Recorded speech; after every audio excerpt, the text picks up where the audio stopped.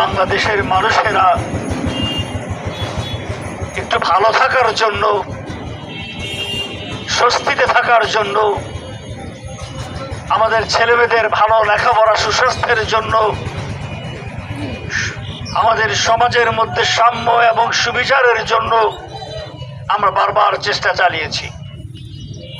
47 সালে আমরা একবার স্বাধীন হয়েছিলাম সাম্প্রদায়িক আগ্রাসন থেকে বেঁচে নিজের মতো করে দেশ পরিচালনার জন্য।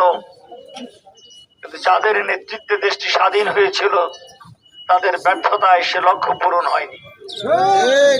24 বছরের জুলুম নির্যাতনের এক পর্যায়ে আমার দেশের মানুষ রক্ত নদী পাড়ি দিয়ে লক্ষ মানুষের জীবনের বিনিময়ে, অগণিত ভাবনের কষ্টের বিনিময়ে আমরা একটি স্বাধীনতা অর্জন করেছি। পৃথিবীর মানচিত্রে আমরা মাথা উঁচু করে দাঁড়িয়েছি। কিন্তু এটা আমাকে বলতেই হয়, যাদের নেতৃত্বে স্বাধীনতা এসেছিল তারা স্বাধীনতার সুফল আমাদের কাছে পৌঁছে দিতে ব্যর্থ হয়েছে। স্বাধীনতার জন্য আমাদের দেশের মানুষ বারবার লড়াই করেছে।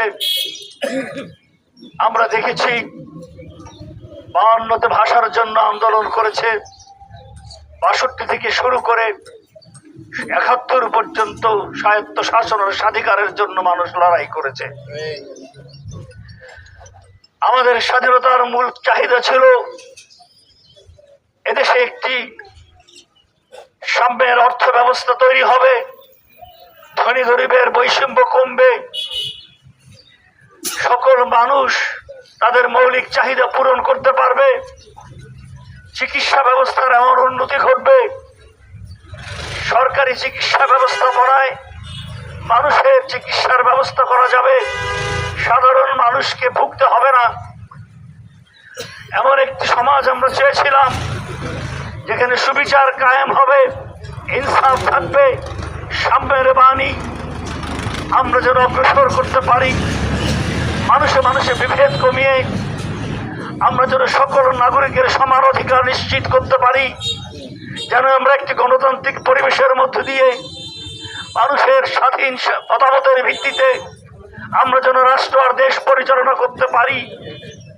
আমরা যেন আমাদের শিক্ষা ব্যবস্থায় আমাদের জাতির মৌলিক আকাঙ্ক্ষাকে ধারণ করে, আমাদের সংস্কৃতিকে উজ্জীবিত করে, আমাদের বিশ্বাস এবং আমাদের সকল মানুষের আশা আকাঙ্ক্ষাকে মূর্ত করে আমরা একটি শিক্ষা ব্যবস্থা চেয়েছিলাম।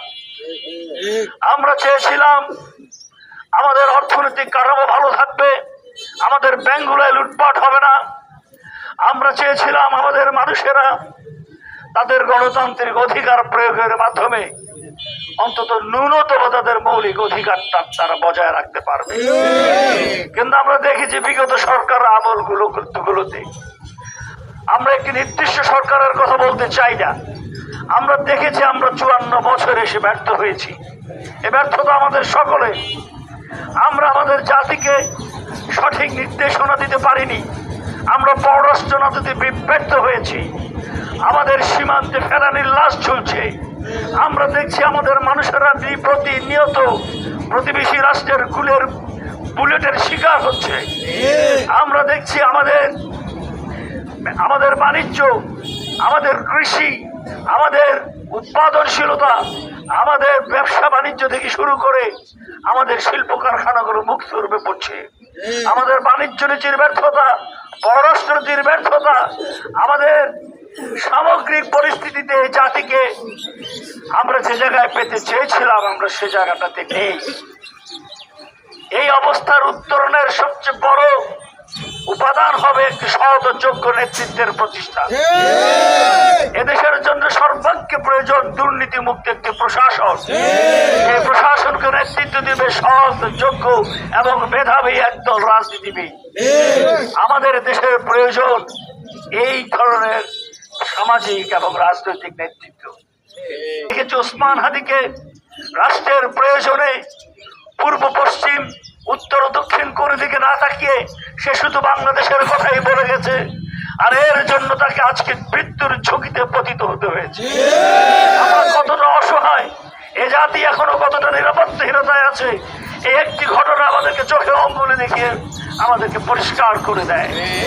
আজকে এই স্বাধীনতার এই বিজয় দিবসে আমরা যেমন শহীদদেরকে স্মরণ করব, তাদের জন্য দোয়ার মাগফিরাত করব, কিন্তু তাদের যে জন্য তারা জীবন দিয়েছে সেই জিনিসটিকে মূর্ত করতে না পারলে, চোখে আঙ্গুল তুলে দেখিয়ে দিতে না পারলে, দিক নির্দেশনা দিতে না পারলে এই জাতি আবারও ব্যর্থতায় পর্যবেসিত হবে।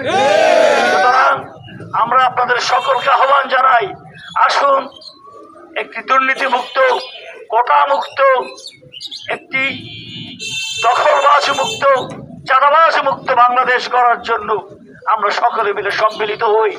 আমরা